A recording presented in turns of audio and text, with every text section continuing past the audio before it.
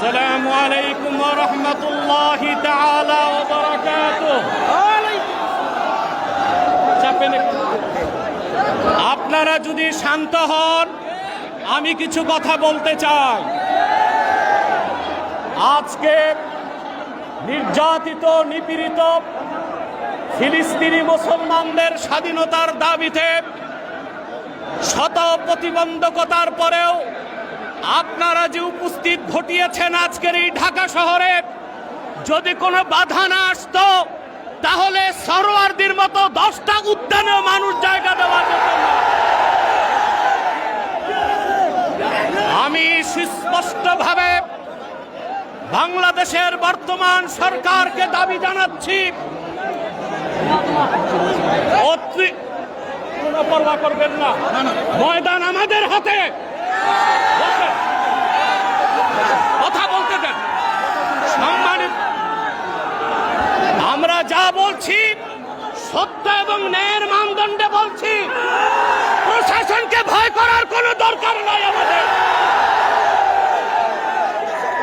বাংলাদেশ সরকারকে রাষ্ট্রীয়ভাবে জাতিসংঘের কাছে প্রতিবেদন করতে বলছি।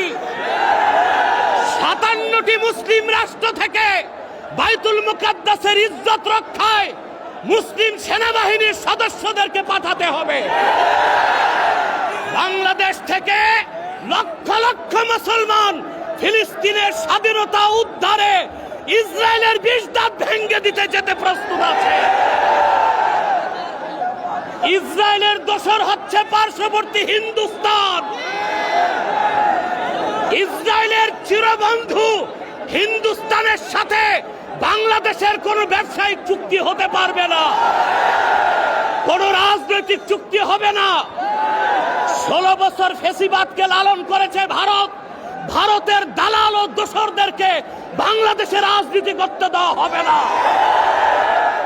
আমি তাহরিকে খাতমে নবুয়ত বাংলাদেশের পক্ষ থেকে আপনাদের কাছে একটি আবেদন করছি। আমাদের স্লোগান হচ্ছে মাসলাক যার যার, দিন ইসলাম সবার। আজকে তার প্রমাণ তাহরিকে খাতমে নবুয়তের আমির দেখাতে পেরেছে। সম্মানিত সুধী, আমি একটি আহ্বান করছি, কুখ্যাত কাফের কাদিয়ানীদেরকে রাষ্ট্রীয়ভাবে অমুসলিম ঘোষণার দাবিতে সকল মাসলাকের মুসলমানের নেতৃত্বে তাহরিক সরওয়ার দিতে বাংলাদেশের ইতিহাসে বৃহত্তম মহাসমাবেশ করতে চায়। কারা কারা প্রস্তুত আছেন হাত তুলে দেখান। আখির দাওয়ানা আনিল হামদুলিল্লাহি রাব্বিল আলামিন।